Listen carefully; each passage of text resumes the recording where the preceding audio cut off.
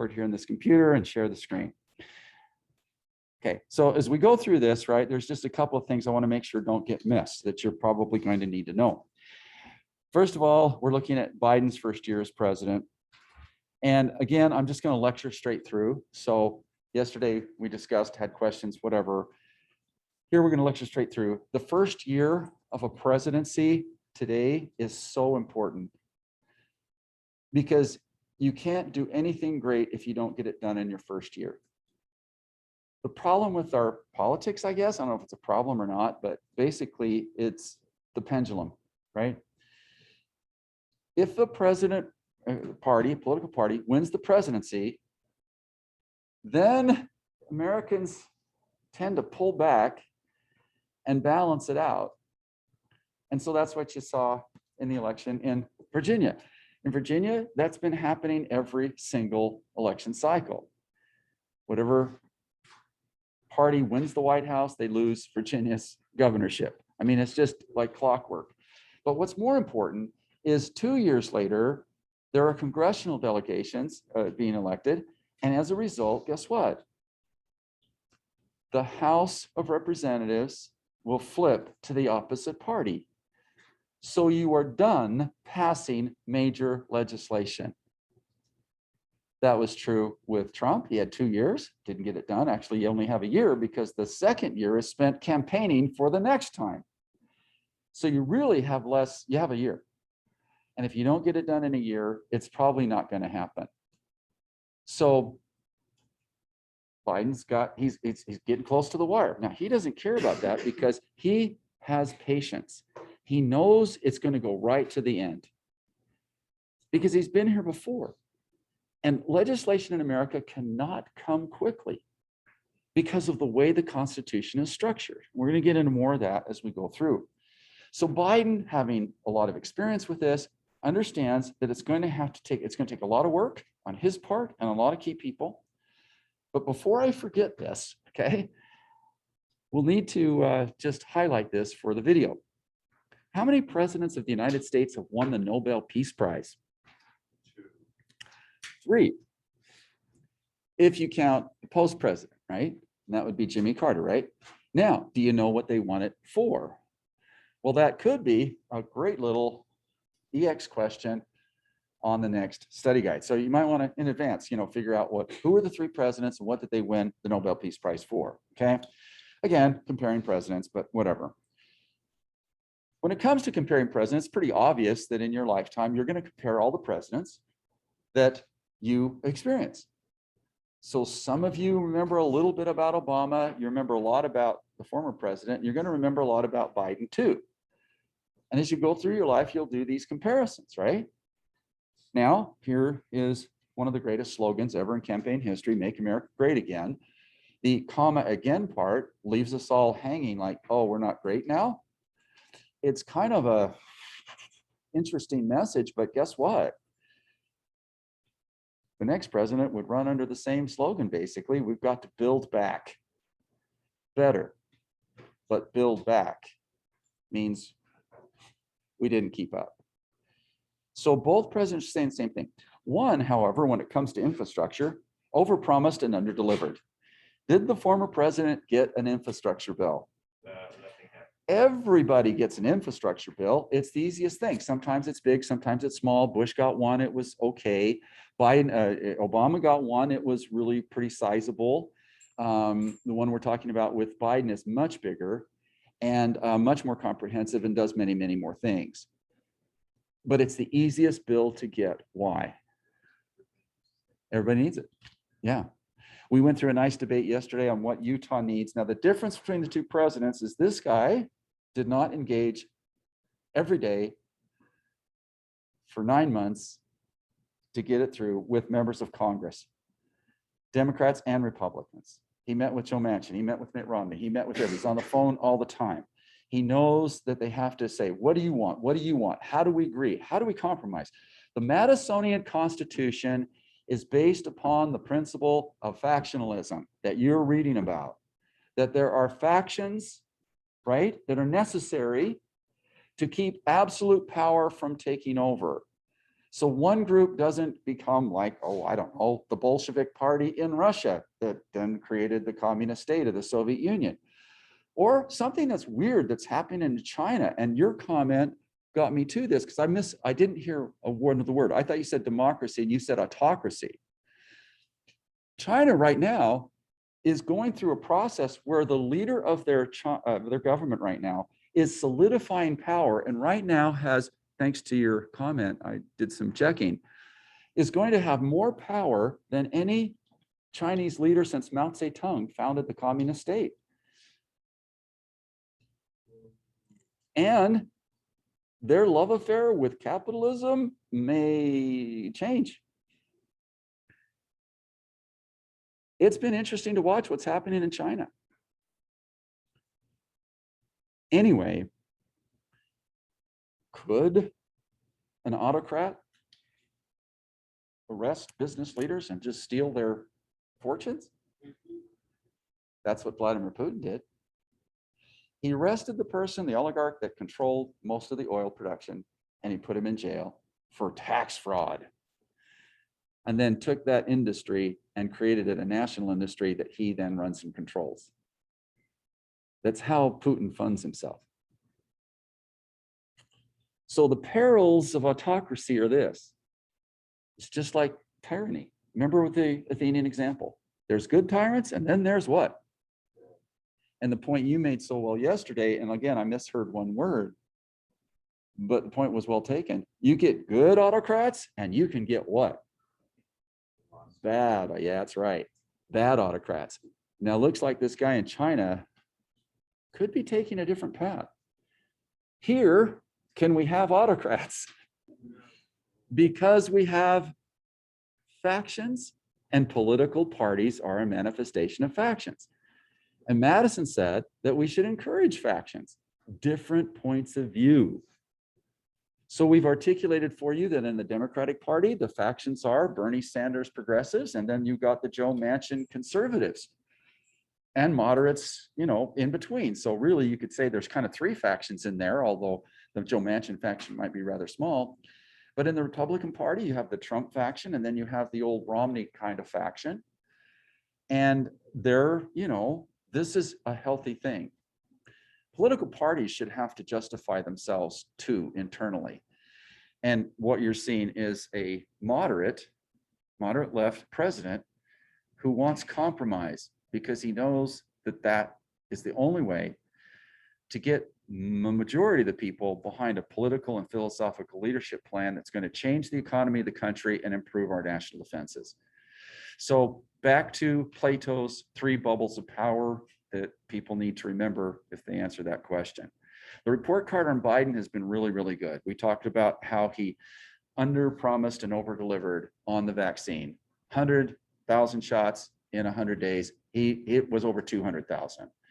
Everything was in place, ready to go. So as soon as the CDC gave final approval for ages 5 to 11 for the vaccine, 300,000 children got the vaccine in 6 days. That takes a lot of planning.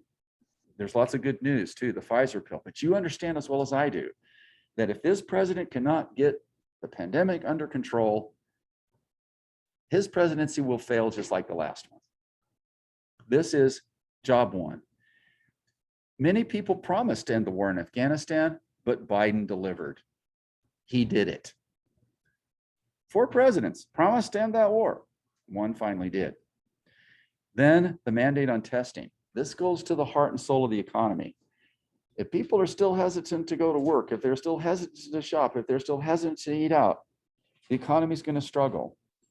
Now, right now, this is in the courts to decide whether or not this mandate for companies 100 and above, you know, got a bunch of states, you know, like Florida and Texas, challenging the court, which is their right to do. The rules got published last week, challenged in court right now. It'll have to go to the Supreme Court, but I believe it'll pass the Supreme Court muster because they allow a testing out that you can test out by just testing every week to see if you're positive. And there's the religious objection, which is so important for certain religious groups. We'll see. That one we've yet to see. But here's the big story with Biden. Biden is writing himself into the history books. For most Americans, it's just like, let's get back on my smartphone and let's see what the Real Housewives of Orange County are doing today. They're on, it is such a distracted environment, media, that they're not paying attention to the important things that are really going to fundamentally transform this country. Biden delivered under reconciliation, the American Recovery Act. Now, let's make sure everybody understands what reconciliation is. What kind of bills, lost through Congress, what kind of bills are affected where you can use reconciliation on? What's the only kind of bill that you can? Okay, yeah. Infrastructure is an example of it because it has to do with what? Oh, excuse me, I'm sorry. I'm wrong. I didn't think. Let me back up. Infrastructure bill isn't one because it requires new spending. And it doesn't have to do with the broader what. And I appreciate you giving an answer and you caught me not thinking for a moment. It has to do with the yearly budget. Now, our politics is roughly 50-50. So let me explain reconciliation. Way back, we're talking 30, 40 years ago, they couldn't get the yearly budget through because one or two objections and it would just slow the whole process down. And it's so complicated. So they came up with reconciliation. One time a year, here's the rules, if it's revenue neutral, in other words, it doesn't add to the deficit over the long run. If it doesn't add to the deficit, you can pass a budget one time a year under reconciliation where it can't be blocked by the what? The filibuster, where it only takes 41 senators to block anything, right? All right, now why did Biden get this first reconciliation bill? Why does he get two bites of the apple, so to speak, at reconciliation? Where it only takes your party to vote for it, yes. The Trump Republicans couldn't agree, right? He didn't provide the leadership necessary. His last budget was a page long. Come on. By law, listen carefully, the president has got to give a budget to Congress. Now, this is only a proposed budget, but he has to do it. You go through the entire federal government and you look at what's been spent and what they think the needs are for the future. You take all that data and you hand it in a huge budget report to the House and Senate budget committees, who then use this as a starting point to plan the federal budget. It's really complicated stuff. And because it's so complicated that when it comes down to finally vote, you got to go to the parliamentarian. The parliamentarian in the House and the Senate, they look at this and say, okay, is it going to add to the debt long term? So if it's going to improve the economy and the economy is going to grow at 3 or 4% and the tax revenue coming back is going to pay for all this, then you can go ahead and do it. Well, parliamentarians said, guess what? Because you didn't do it last year, Republicans, Mr. Trump. Biden, you got to do it this year. Had Trump won the presidency, he could have come and done this, but he didn't win. So Biden got the American Recovery Act to pass with just Democratic votes alone. Not one Republican voted for it. $1.9 trillion, we've talked about it a lot. I need you to look at these numbers carefully though for your study guide. How many votes does it take to pass in the House? We talked about this yesterday. 218. How many in the Senate? 50 plus the vice president breaks the tie. So if you get 50, which is all they had, and 218, and that's all they had, it passes with the vice president casting the tiebreaker. Here we go. The vice president of the United States is the president of the Senate. And that is the tie-breaking person. It's the number one job of the vice president is to break ties in the Senate.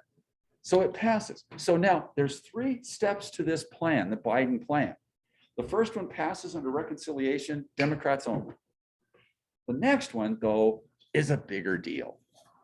This is where there is new spending. So get to your point, right? This is the bill you just brought up. And now the difference here is that it is going to cost some money to do, new money. And so here's the thing, it has to be passed in a different way. Joe Manchin, the conservative Democrat, is the one that worked with a bunch of Republicans and said, what does your state need? And we had a nice debate yesterday about what Utah needs. And by the way, you're not wrong, because we're going to go to Mitt Romney's website right here Now, Mitt Romney was the only Utah Republican that voted for this in the Senate. Every one of them should have. And let me explain. If you're going to vote in support, you say, Speaker Pelosi, I'm John Curtis. I'm worried about climate change.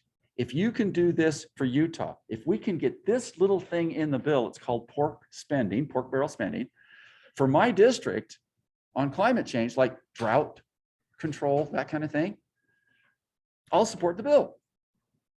She says, okay, how much is it going to cost? Oh, $500 million. Write it in. This is money then that comes to Utah in our local district to solve a specific problem. That's how you get bipartisanship. Maybe Romney was selected by our delegation. By the way, here's the key word too. Delegation are all the members of the House and the Senate from your state. So how many members in the Utah delegation? 6. 4 what? House members, and 2, same as the Electoral College vote. So our delegation, maybe they said, hey, Romney, you take the heat for this because we don't want to be seen as supporting Biden, because guess what? You know, our supporters, who basically our voters, are against Biden, at least most of them. And so as a result, maybe they sat this one out. I don't know why they would do that. I would be all over this because I could come back and sell it no matter what political party it was on, just like Romney's decided to do. Romney, bipartisan infrastructure bill will deliver for Utah. This is from his website. Basically, he goes through, it's a culmination of many months' works and represents the way that Washington should work and the way Americans expect it to work. He's very proud of this legislation. What does it mean? $3 billion for Utah roads and highways. There's key legislation, the Smart Intersections Act. You know how we're getting those circles now going through crowded areas instead of lights and things. Additional funding for wildlife mitigation and recovery in a drought time. $50 million for the Central Utah Project, which is water for Utah County. $50 million of the Western Area Power Administration for drought-related shortfalls. $300 million to fund emergency watershed program. $100 million for drought contingency funding. $1 billion for the FEMA Building Resilient Infrastructure Communities. In other words, if we have an earthquake here and we need help, it can help. $214 million to fully fund the Navajo-Utah water rights settlement. Legislation to bring water running up to 40% of Navajo Nation who lack it. So he even got money for the Navajo Nation. $1.7 billion for the construction and improvement of Indian health services and sanitation. There's revolving water funds. This is the Utah share. Who is the only, right, Utah member of the Utah delegation to vote for this? Mitt Romney. Do we want all this stuff? We're at secondary. Now, here's the thing. Here's what you have to understand, people. That's why it's bipartisan. Utah needs all those things. It wants all those things. And one of our senators gets with Joe Manchin and says, look, Utah needs its share. What slice of the pie do we want? Do you realize both Republican senators from Alaska voted for it? Because Alaska is hurting more than anybody else. This infrastructure bill is so game-changing. I cannot tell you how big of a deal it is. Now, I'm going to go through the legislative piece really fast. And then, well, before I do that, I'm going to go to one of the best things I've seen in a long time. You guys, number one issue still for you guys in terms of, you know, when that one question, you know, what's the part of the class that, you know, when we had a debate that you like the most or want to talk more about, and that's climate change. Well, guess what? This came as a bit of a shock. There's a big meeting in Glasgow right now, 46 countries who've all agreed now to end coal-fired power plants and to reduce emissions. By the way, the price of coal, I mean, coal is gradually going to die out. But they've done more. There's a lot to this. And let's listen to what's going on in Glasgow right now, because Biden goes and gives a speech the first few days, but there's a delegation there to represent the United States. And there's a congressional delegation too. Members of Congress who are there to lay out the American position to these other countries. A partisan signing ceremony likely next week. Lester? Garrett Hake on the Hill, thank you. And as President Biden looks to cement his agenda here at home, one of his predecessors was on the world stage, Former President Barack Obama making an urgent call to By the way, does Barack Obama make this speech without Biden saying, hey, go do it? No. He might get the invitation, but he's going to check with Biden and say, is this okay? And here's kind of what I'm saying. Or is this square with what you want done? Don't think this speech was just Obama out there barnstorming. It was no doubt screened by Biden. I mean, come on, they're close friends. Why wouldn't they do that? Support each other.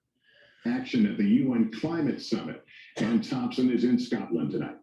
The football coach at halftime. Hello, Glasgow. Former President Barack Obama rallying the climate change conference now in its final week. We are nowhere near where we need to be yet. Calling out China and Russia for not doing more to cut greenhouse gases. Then the Democrat aiming his fire at the Trump administration and Republicans. One of our two major parties has decided not only to sit on the sidelines, but express active hostility toward climate science. But now some Republicans are here to work on a solution. My name is John Curtis, and I'm a Republican. Whoa. John Curtis went to Glasgow as a Republican to try to do something about climate. Yeah, okay. Go, John. Let's go back and look at this again. This is a bipartisan delegation. In the infrastructure bill that just got passed, there's money for climate, lots of it. So now these guys, when Biden got there, it hadn't been passed yet. These guys are now there saying, oh yeah, we passed some, here's some concrete things we, the United States, are going to do. What are you going to do in New Zealand? What are you going to do in London, England? So here we go. This is John Curtis making national news. This is like really a big deal. Now some Republicans are here to work on a solution. My name is John Curtis, and I'm a Republican. And I'm a cop. How cool is that, right? The head of the Congressional Conservative Caucus came. We know we must reduce emissions. Now let's have a thoughtful conversation about how we do that. Also in Scotland, Republican Senator Lisa Murkowski from oil-rich Alaska, warming twice as fast as the rest of the world. Alaska is at the cutting edge of climate change. They are already actively moving villages and little towns along the coast, especially in the northern part of the state, away from the ocean, because guess what? The oceans are rising and the ice is melting. There's places where the ice pack used to come right close to shore. Now you can barely see it in the distance. And the waters, as a result, whenever there's a storm, all of a sudden your whole streets are flooded. So they're moving them up. They have to, and they're getting so much to fight climate change up there in this bill. And both senators, Republicans from Alaska, voted for the infrastructure bill. As an expression, if you're not at the table, you're on the menu. Murkowski, part of a If you're not at the table, you're on the menu. And she got to the table with Alaska's needs on this big infrastructure bill. twice as fast as the rest of the world. As an expression, if you're not at the table, you're on the menu. Murkowski, part of a bipartisan delegation led by Democratic Senator Chris Coons, to reassure those who doubt America's resolve. He's the senator that took Joe Biden's seat in Delaware. And he's this moderate kind of center-left guy. And he got all of his Republican friends to come too. By bringing a bipartisan delegation, I'm trying to deliver a partial answer to that question. Will we stay the course? Murkowski says to move forward on climate change, whether it's tax incentives or a carbon tax, the two parties must work together as they did on the infrastructure bill. The only way that we're going to put in place policies that will be enduring and thus policies that will be effective is when they are bipartisan. So the And there you go. And she's right on that. Because guess what? We all have a stake in it. And it's nice to see Republicans joining with Democrats in Congress to go to Glasgow and to also support the infrastructure bill, which is going to help every state. And I read through you the Romney list, right? Okay, I forgot to do that last period, but let's go through this. Article 1, Section 8. And we went there yesterday, so I'm not going to bother to take you there right now. But basically, you look at the top things on the list. What Article 1, Section 8 is, and this is what you need to know it at, it's called the enumeration. Like enumerated list, like you could number each of these things, and there's a whole bunch of them. It's the powers of Congress. Congress has the power to do, and it lists a bunch of things called the enumeration, the enumerated list. All right, number one on the list is commerce. Congress has power over trade and commerce with foreign countries, between states, and with Native American tribes. Time out. What isn't commerce? What isn't business? What isn't trade? Name me one thing where money doesn't exchange hands, right? You could talk about a few religious things that are important under the First Amendment. You could talk about a few other things, right? Like some charitable giving. But for the most part, everything requires a payment.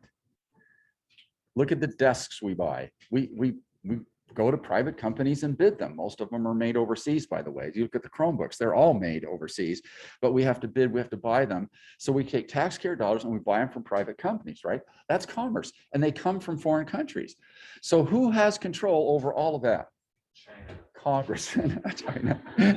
Congress. Everything, Congress does. all of our All stuff, right. Everything we were using. Yeah, I know. China's kind of a big issue, right? No doubt about it. But hey, here's the thing that was very funny, by the way. So congrats on that one. But nonetheless, that gives Congress a lot of power. Plus, also in Article 1, Section 8 at the very bottom, really important that you listen to this. There's a thing called the Supremacy Clause. That Congress can make any laws to bring about the foregoing powers. Supremacy Clause. It's also called, guys, in your history books, the Elastic Clause.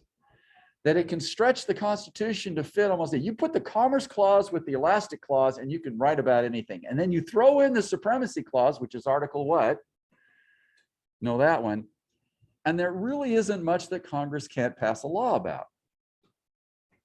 And infrastructure is a good example because it's all about commerce, trade, business, getting businesses going, creating jobs. Bills have to pass both the House and the Senate. Now, this is kind of important. This is the last time we're going to go through this, but this is for your state questions. These are the easy ones. Ready? 435 members of the House, 218 to pass a bill. Senate, you need 50 votes because there's 100 senators plus the tiebreaker is who? Vice President. Good. 2 years, you serve in the House, and then you have to run again. 6 years in the Senate. We do 1/3, 1/3, 1/3. Every 2 years, 1/3 of the Senate has got to run again. Minimum age, 35. 35 for president, 30 for Senate, and 25 for the House. Okay, AOC was 28 or something. She wasn't even old enough to run for the Senate, but she will. She'll run for the Senate in New York one day. We'll see what happens there. In the organization, the Constitution specifically says the House will have a Speaker of the House. It's a job title that they put in there, and it makes this person the second most powerful person in America. The second most powerful person is not the Vice President of the United States. The President, then the Speaker of the House, because this person currently, the only woman that's ever held a job, the first woman ever, Speaker of the House, Nancy Pelosi, nothing gets through without her. It makes her so pivotal. Now, there are many rules here. They have a rules committee that decides how they're going to, because when you got 435 members, you can't do like they do in the Senate where they have less rules and it's less formal. In the Senate, they allow them to talk forever until you just, have to run to the bathroom or something. Literally that. You can talk for as long as you want on anything. But that's because you got 100 members. When you have 435, it's like 3 minutes on this, 4 minutes on that. And they're basically very structured, right? To give everybody at least a chance to say something, but, get things done eventually. And so it's much more formal, and that is controlled by the Speaker. Now, House members are by population. If Utah could grow just another 300,000 or 400,000 people, we're going to get another member of the House. We're going to steal it from a state that's not growing as fast. All states are growing, but some are not as fast. Now, everybody gets 2 senators regardless.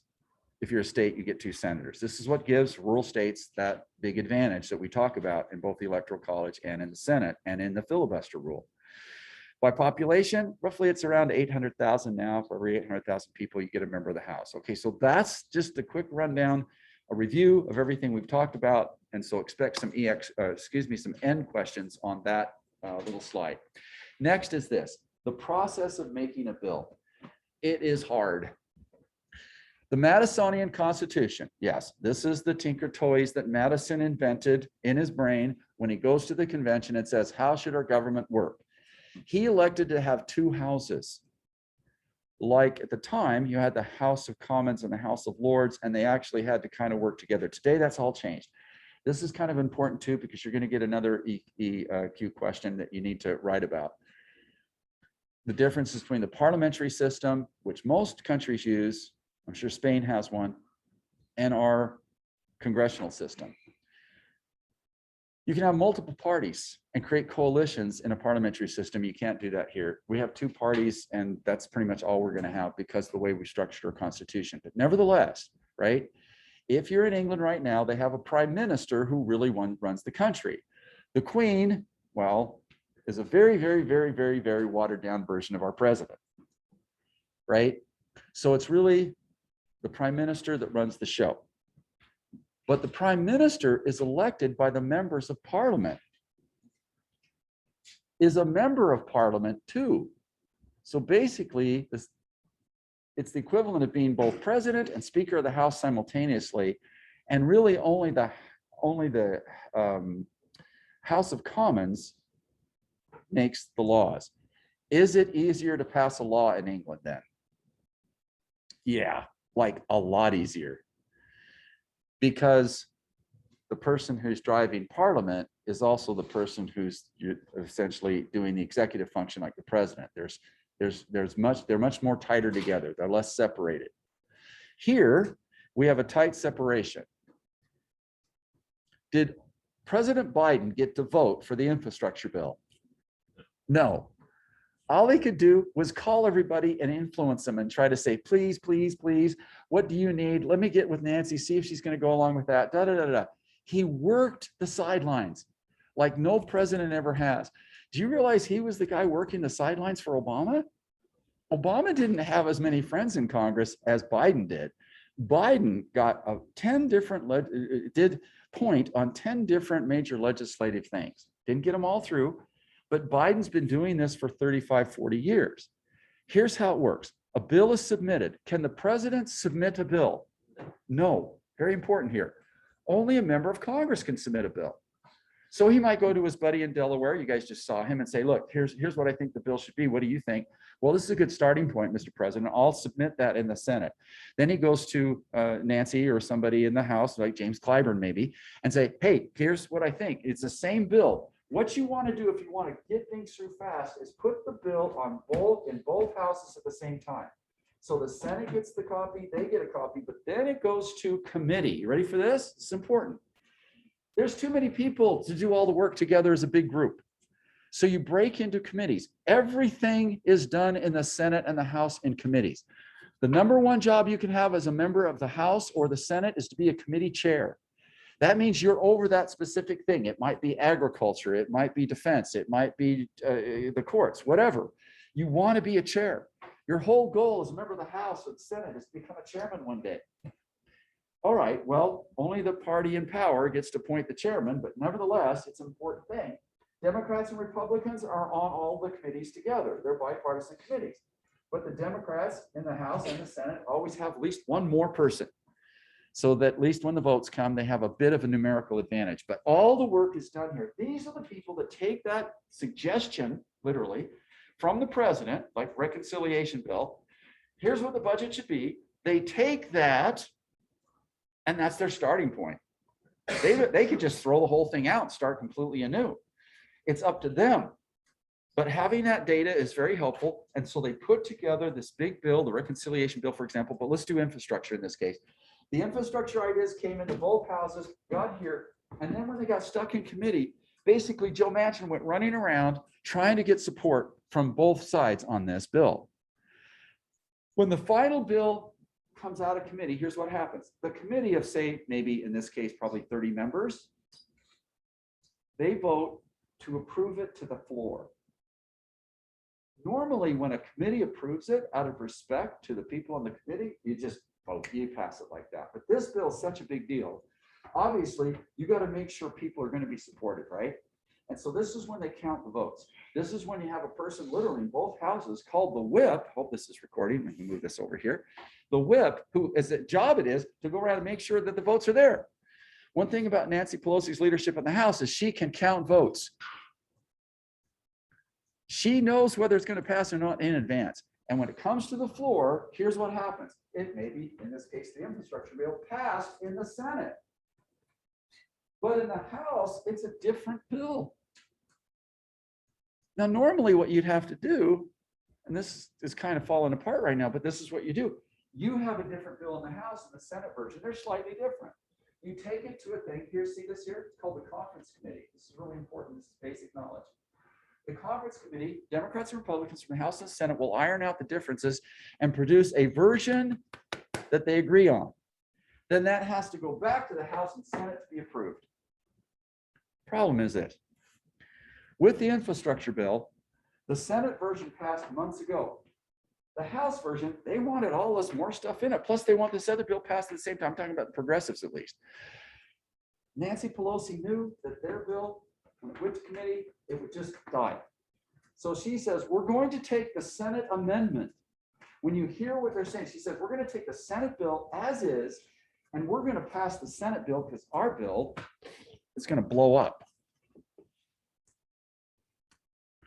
And that's why it was such a tight vote. Now, because it's the bipartisan bill that Joe Manchin worked on, it passes, right? Without having to go to conference committee. 13 Republicans voted for it, right? And it passes 228 to 206. The people that got this through the House and convinced everybody, you just got to vote for the Senate bill, was the Speaker of the House, Nancy Pelosi, who is writing herself into history as the greatest Speaker of the House the country has seen, certainly since the 1960s, but you probably got to go back to Henry Clay in the 1830s, 40s, and 50s to find anybody that has been as effective as Nancy Pelosi at passing laws. She is the reason Obamacare exists. It should be called Pelosi Care, because the truth of the matter is President Obama didn't get a vote. She's the one that worked with the Senate version and got it through. Without her, there is no Obamacare. Now, sitting next to her is her second in command, right? And her third in command. This is Steny Hoyer. He's the whip. And that, well, actually, Clyburn's the whip. He's the whip. They should change the name of the term, but basically it means the person that calls everybody up and says, how are you going to vote? Okay. And encourages them to make sure they get there to vote. And who's this guy right here? You guys know him from a previous lecture? James Clyburn, member of the House from what state? South Carolina. Very good. Who said that? Raise your hand. Well done. This is the person that got the people in South Carolina to vote for Biden for president and changed history in that fourth primary. And he is the third most prominent member of the House. And trust me, he meets with Pelosi and Steny Hoyer and the Republicans and the president too to plan strategy. And he is credited with getting the votes to put this over the top. James Clyburn, really important person. 13 in the GOP voted for it. In the House, look at the vote in the Senate, 69 to 30. It looks like just one person who was maybe sick or something and didn't vote that day. 19 Republicans, including Mitt Romney. This is the first major big bipartisan bill in a long, long time. And trust me, guys, it's 4 years too late. This same bill could have been passed 4 years ago with just this same ease, maybe even more so. But it didn't happen. Thank goodness, at least we have it now, because it's billions of dollars for all of us. Now let's go through and let the president explain his own bill. And I'll stop this a little bit, but this is the speech he gave after the bill was passed, after he spent weeks going. He canceled travel. He brought members of Congress into the Oval Office. He traveled twice, which is rare, by the way, that the president will travel to the Congress to lobby for his own legislation that he wants. Biden delivered a big infrastructure bill. It's much bigger than anything Obama had, much bigger than anything Bush ever had, much bigger than anything Reagan ever had, bigger than anything back to the Great Society of Lyndon Baines Johnson in 1965. It's a big deal. Blinky red code out there. Okay, now I want to pause it here just for a second, because Biden's also famous for, dare I say, dropping the F-bomb from time to time. Yeah, okay. So when Obamacare passed, you guys now know what an open mic moment is, right? Yeah, we learned that, with the Hollywood Access video thing. Open mic, you don't know that the audio's still on. Obama's about to give a speech congratulating Congress on passing and approving Obamacare after a 14-month legislative battle. One of the epic in history. And of course, you bring the vice president to this important thing because it's important they get that exposure and get to be seen, because Biden worked really hard behind the scenes to get Obamacare passed. He was integral to that. And he goes up to Obama, who's at the microphone, and he turned it on, and he goes, "This is a big bleep deal, man." And everybody heard it. Everybody heard it all over the country. It was a big deal. And in Biden's own little way, he's been known to make gaffes like this before, but you're going to see him parody himself here. It's really kind of amusing. So if you didn't know that they had that open mic moment, then you'll miss this one. But let's go ahead and hit play here. Forward as a nation. We learned that our folks yesterday, I don't think it's an exaggeration to suggest that we took a monumental step forward as a nation. We learned that our economy created 5.6 million jobs since we took office on January 20th, reached an unemployment rate of 4.6%, 2 full years earlier than the vast majority of economists projected that would happen. Millions of jobs created since he took office. Last month, 500,000, and the unemployment, this is the key one, is below 5%. It's in the 4% range. By the way, that's really, really good, considering especially where we were. You're never going to get to full employment because people are either out of the workforce to have a child, or maybe they're going back to school, or maybe they're changing jobs. So there's always got to be a little wiggle room in there. But at the same token, guys, we have a labor shortage. We have more jobs than people to take them, but it's nice that people are now taking jobs and that those jobs are now starting to pay more money. That is great economic news. That means, right, good things if you want to get reelected. If the economy is going up, your chances of getting reelected go way up. We're just getting started. We did something that's long overdue, that long has been talked about in Washington, but never actually been done. The House of Representatives passed an Infrastructure Investment and Jobs Act. That's a fancy way of saying a bipartisan infrastructure bill, a once-in-a-generation investment that's going to create millions of jobs, modernize our infrastructure, our roads, our bridges, our broadband, a whole range of things. A once-in-a-generation investment. That's what this is. This is a big deal. Most Americans, they're just, all they care about, will it impact me? Well, it will if you suddenly land one of those big construction jobs in Utah because of this. So here we go. To turn the climate crisis into an opportunity. And it puts us on a path to win the economic competition of the 21st century that we face with China and other large countries and the rest of the world.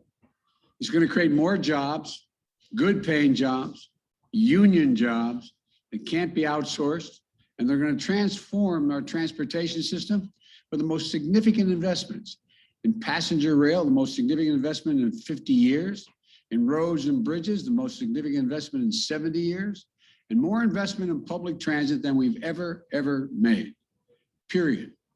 It's going to modernize our ports and our airports. I'm going to be going to some of our ports next week, and the freight rail, increasing that as a reason. I mean, look, we have bottlenecks across the country. We're doing so much with this legislation. The bottleneck on the freeway going from Vegas down to LA. But the infrastructure, we have a very poor port system. We've got to improve it. We got to at least bring it up to European standards. And now we have a chance to do it. It's going to make it easier for companies to get goods to market more quickly and reduce supply chains, bottlenecks, and now and for decades to come. And according to economists, this is going to be ease inflationary pressure, not increase it, ease inflationary pressure. And the reason for that is if costs, if your goods can ship quicker and faster, then costs go down. if you have to pay extra because your load is still in LA and needs to get to Colorado, remember that one example I showed you? From $6,000 a container to 36,000? Well, that's inflation, right? So this is a huge thing. By lowering costs for working families. It's going to create jobs replacing lead and lead water pipes. So every American, every child can drink clean water, improving their health and putting plumbers and pipe fitters to work. How long have we been talking about that? It's a gigantic issue. Jobs, making high-speed internet affordable and available everywhere in America. And you heard me say this before, but I apologize for repeating myself, but no parent should have to sit in the parking lot of a fast food restaurant so their child can do their homework because they have no internet connection except to go off of what's going on and with that internet connection from the fast food restaurant. The famous story that he's referring to, two young girls, I think it was California, LA area. They didn't have internet at home. So they got their little Chromebooks from school and they would go over to the Taco Bell and do their homework sitting outside. Taco Bell employees found out what they were doing, and it was so charming. It became a national news story that they would bring them food and stuff and then let them sit inside when the weather wasn't good and whatever. But the family should have had high-speed internet at home. The one thing COVID did was said, yeah, there's places where we don't have internet in every home, so kids can't learn. And that is a great story, but that's what he's referring to. It's going to make significant historic strides to take on the climate crisis. Some of you were with me when I was recently in Scotland at the COP26. What do people keep asking me? Are you going to fund this? Are you going to fund it? Are you really going to do what you're saying? Well, this is a big step along the way of doing it. We're going to build out the first ever national network of charging stations all across the country, over 500,000 of them. So that 500,000, I got the number way wrong in the last lecture. 500,000 charging stations all over the country on every freeway. This is what will replace gas stations. People that own gas stations today have got to start rethinking their future, because by 2030, half the cars made will be electric. And now they can charge them up without having to worry about running out of electricity. This is the biggest investment in our infrastructure in terms of highways since Eisenhower created the highways originally in the 1950s. It is a huge game changer. that you can make a real, auto companies are made a commitment that we're going to make 50% of vehicles electric by 2030. So you'll be able to go across the whole darn country from East Coast to West Coast. Just like you can stop at gas stations now, these charging stations will be available. We'll get America off the sidelines on manufacturing of solar panels, wind turbines, battery storage, energy and power for electric vehicles, from school buses to automobiles. Where are all the solar panels made right now? Most of them, Asia. We invented the technology in the space program. Come on. Why aren't we making it here? And by the way, one of our big chip makers, because of this bill, is building 3 plants here in the United States again, Intel. So the chips we need for cars and everything else can be made here instead of in Indonesia or Taiwan. And will reward companies for paying good wages and for getting materials for their products from right here in America. Anybody that takes this money has got to pay a very solid federal rate of employment, and you have to source a certain percentage of the product here in America too. This is a big deal. America exporting and providing the rest of the world with these technologies that are generated here in the United States as we go green around the world. It also makes historic investments in environmental cleanup and remediation. It builds up our resilience against superstorms and droughts and wildfires, hurricanes. You know, you've heard me say it again. I apologize for repeating myself, but $99 billion in losses last year because of climate crises. Not in America. $99 billion it cost the taxpayers in America. It represents a blinking red code out there for. That's Biden being Biden. He's going to bleep himself. This bill is a very big deal. And if he gets the next one through, well, Pelosi does and the Senate does, under reconciliation, This will be the most accomplished presidency since the 1960s at major game-changing legislation that will transform the future of the country. If they get that next one, even at 1 trillion, it doesn't have to go to 1.75. It will be the biggest changes socially and economically that this country has seen since 1965. And a lot of people, like I said, are, well, not aware that it's even happening. So there's a lot in this lecture for you guys to consider. So that's why I taped it. But let's go ahead and end it now. And you guys